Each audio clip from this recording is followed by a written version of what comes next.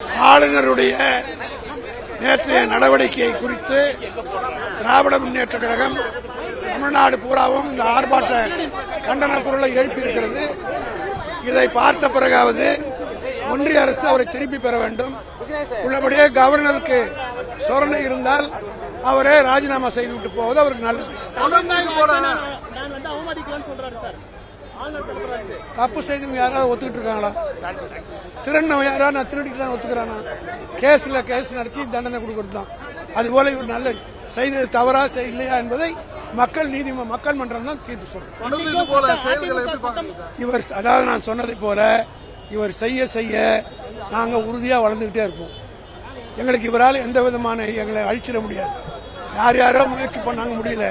ஒரு கவர்னரால் திமுகவை அடக்கிவிட முடியும் என்றால் நிச்சயமாக அப்படி ஒரு முயற்சியில் யாராவது கருதுவார்கள். அது முட்டாள்தனமானது. நேற்றுக்கு யார் இந்த சார்? அவரே தான் சார்.